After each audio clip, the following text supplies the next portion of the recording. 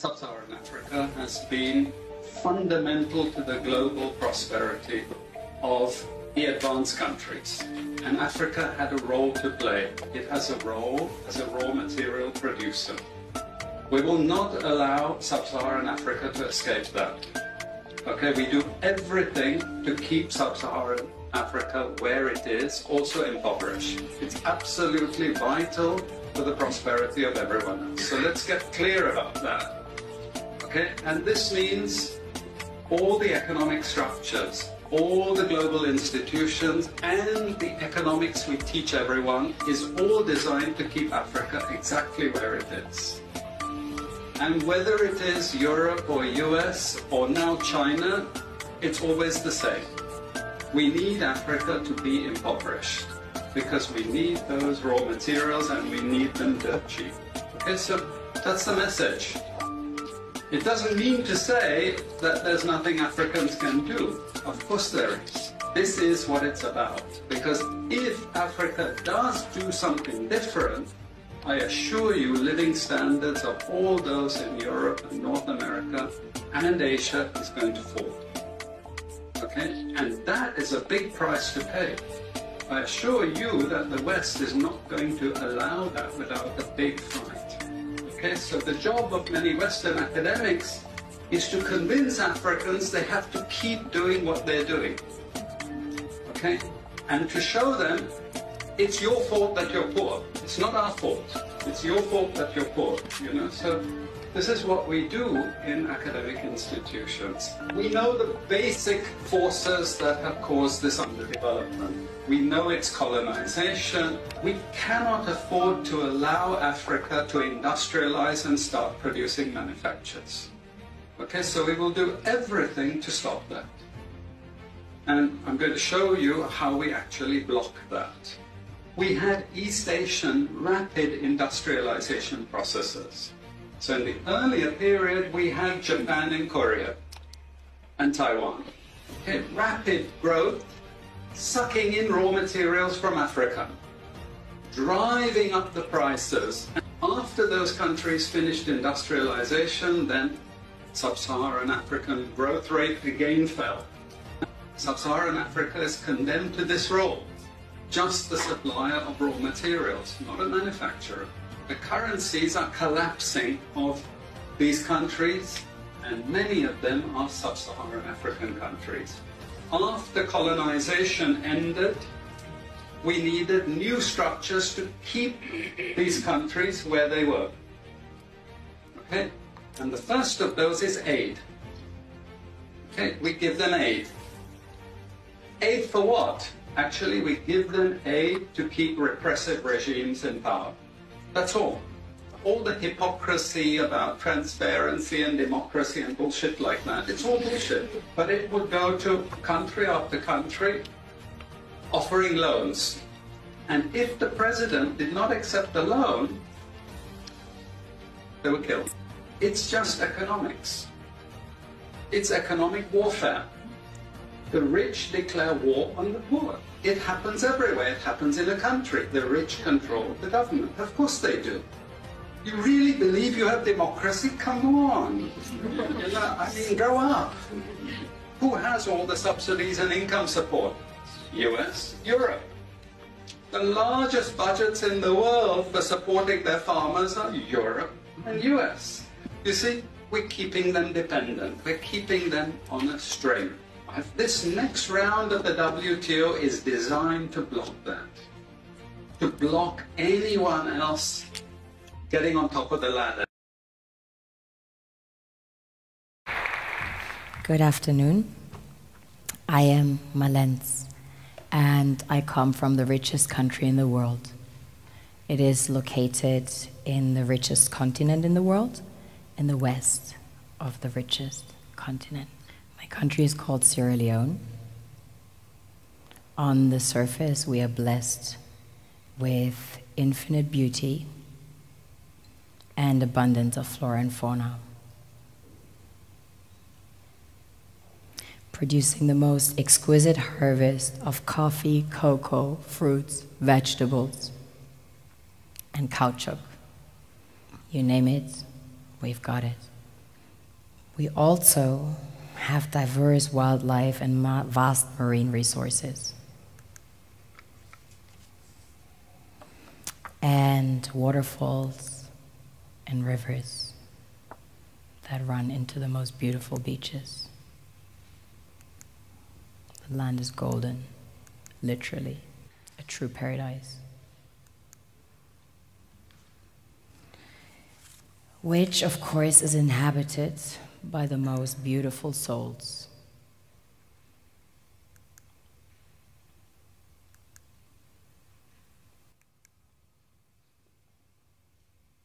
We have a very strong cultural heritage. In fact, Sierra Leone had the first sub-Saharan university. Prior to that, there was one in the Kingdom of Timbuktu, which was the first university in the world, succeeding the great Gnostic schools of Egypt and Osiris. On a deeper level, we are blessed with the real treasures the kings and queens of this world desire.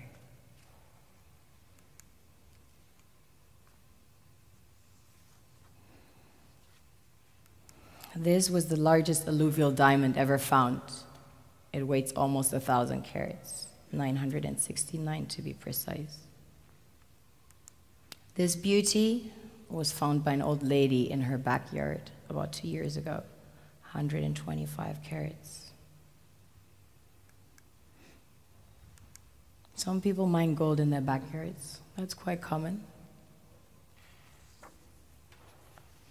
Besides gold and diamonds, we have about 20 precious minerals that have been discovered as of today.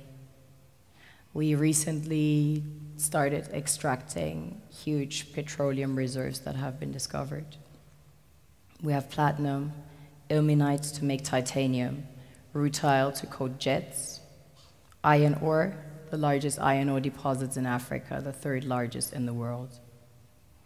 Tantalite, also known as coltan, used in your mobile phones and computers. Bauxite for aluminum production. Zinc, chrome ore, copper, coal, phosphates, potassium, salt, lead, granite, asbestos, nickel, zircon. Furthermore, we have exquisite timber like mahogany, and teak. And we have the most beautiful stems in the world.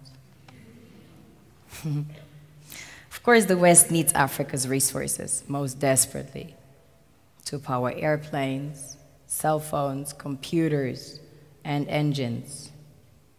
And the gold and diamonds, of course, a status symbol to determine their powers by their core and to give value to their currencies. One thing that keeps me puzzled, despite having studied finance and economics at the world's best universities, the following question remains unanswered. Why is it that 5,000 units of our currency is worth 1 unit of your currency, where we are the ones with the actual gold reserves? It's quite evident that the aid is in fact not coming from the West to Africa, but from Africa to the Western world.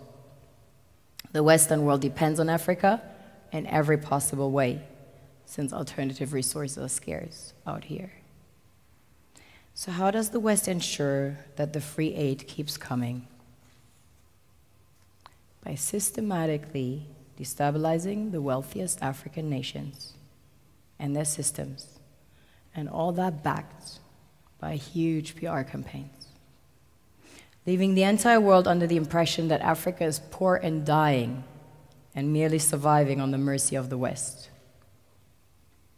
Well done, Oxfam, UNICEF, Red Cross, Life Aid, and all the other organizations that continuously run multi-million-dollar advertisement campaigns depicting charity porn to sustain that image of Africa globally.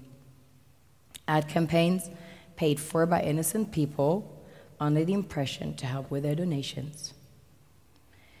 While one hand gives under the flashing lights of cameras, the other takes in the shadows. We all know the dollar is worthless, while the euro is merely charged with German intellect and technology, and maybe some Italian pasta. How can one expect donations from nations that have so little? It is super sweet of you to come with your colored paper in exchange for our gold and diamonds. But instead, you should come empty-handed, filled with integrity and honor. We want to share with you our wealth and invite you to share with us. The perception is that a healthy and striving Africa would not disperse its resources as freely and cheaply, which is logical. Of course, it would instead sell its resources at world market prices, which in turn would destabilize and weaken Western economies, established on the post-colonial free meal system. Last year, the IMF reports that 6 out of 10 of the world's fastest growing economies are in Africa, measured by their GDP growth.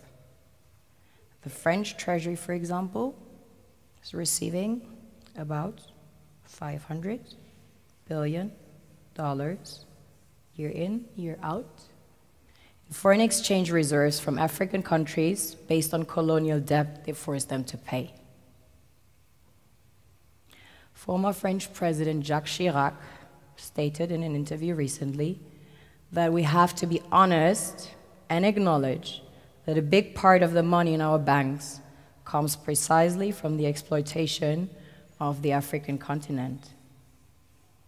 In 2008, he stated that without Africa, France will slide down in the rank of a third world power. This is what happens in the human world, the world we have created.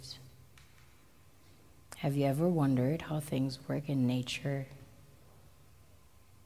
One would assume that in evolution the fittest survives. However, in nature, any species that is overhunting, overexploiting the resources they depend on as nourishment, natural selection would sooner or later take the predator out because it offsets the balance. Now that I shared my perspective with you. You know, I used to hang out with Black Americans, but you know what surprised me most is that I felt no connection with Black Americans, and that surprised me. Now I know at the time I didn't. You know, I felt no connections with Black Americans because you know what? Black Americans were woke. You know, Black Americans had looked at their oppressor in the face. They had tunnel vision, just like Nelson Mandela. Nelson Mandela looked at his oppressor in his face, and you know what? He had tunnel vision. They knew what was bringing them down. In Africa, we don't have tunnel vision. We don't know what is oppressing us. Because you know what? Because slavery just changed. It didn't go away, it just changed. So most people in Africa, we feel oppressed.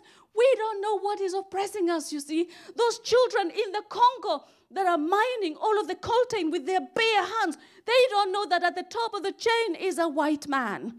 The children that are picking the cocoa, right? They don't actually know that the person at the top is a white man.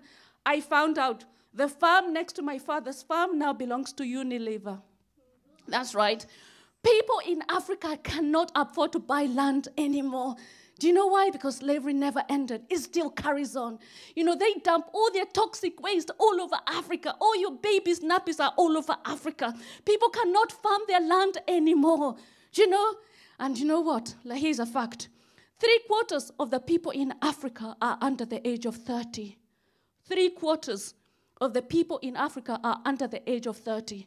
Majority of people in Africa have never heard of slave trade. Majority of people in Africa have never heard of colonialism. Majority of people in Africa only ever see white people when they're coming to save us. So majority of people in Africa fundamentally believe this. They fundamentally believe that white people are nice. They fundamentally believe that white people will do anything to save them. They fundamentally believe that if they walk across the Sahara Desert, cross perilous seas, the nice people in Europe will be welcoming them with big open hands. I say, if you don't want people from Africa coming to your continent, let them know the real you. That's right. Show them, because information in Africa, history is completely controlled in Africa. We don't learn history in Africa. Do you know what? Show them the brutality of the empire. Show them the brutality of the slave trade. Just show them. And you know what? If you don't want people from Africa coming to Europe, leave Africa alone. Yeah, man. Black Americans ain't woke, man. I mean, Nelson Mandela was a sellout. You know, all these guys that you see them standing up, you know, Rosa Parks, you know, all these guys are Masons and Easter Stars. They were sellouts too, man. You know, that love oppression. You know, they were the weakest branch, like the scripture says, that sold out to the enemy. You know, to lead their people astray. You know, so you know, and then led us astray too. You know. But, you know, here you see this is a map of the colonization of Africa, man. This is insane. This is the second largest continent, you know, on the planet, all colonized, man. Like the scripture says, and this reminds me of Psalms 83 when it says all the nations going to come together to cut Israel off, you know. This is what it reminds me of, man. In the Congo, you had, you know, King Leopold that did atrocious things, man, to those people. They had killed about 8 million of them. You know, like Vladimir Putin said, man, Africa is just a graveyard for his leaders because they threw everything outside of Africa. You know, they send their kids outside to European countries, this, that, or third. And they just come back here to die and get buried. You know?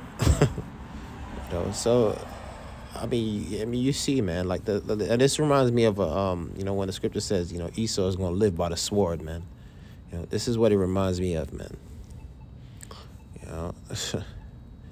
But yeah, man, hopefully this was edifying, man.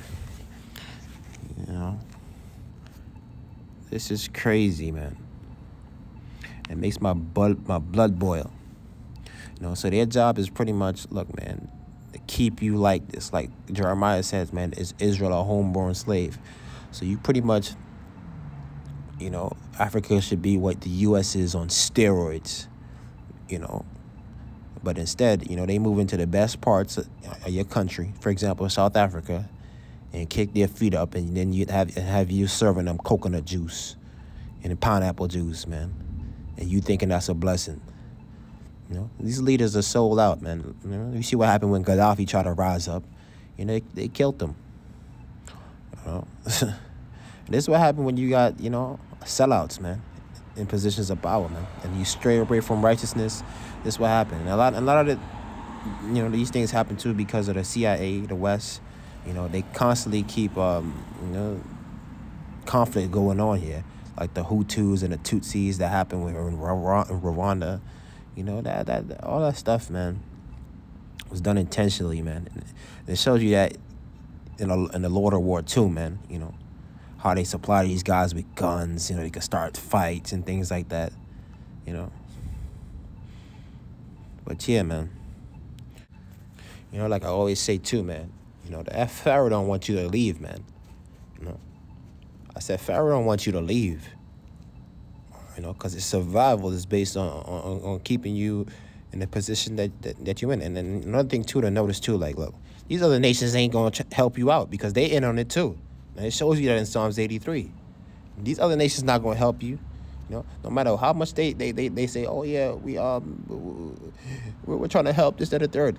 Like, they know that their survival is based on keeping you in this position. Their way of life that they're living right now is based on you staying like this. You know, so they make, you know, they show all this crap on TV, you know, deception, how they come at you with a bag of rice, a bag of flour, a bag of potatoes. You know, they thinking that they helping you out. You know, and in reality, they need to just, you know, get the hell out your country, man. You know, but they won't do that. Because like they said, you know, a lot of these countries will plunge to third world countries, man, if this continent rises up, man. You know. So they know what's going on, man. You know. But yeah, man, hopefully this was edifying, man.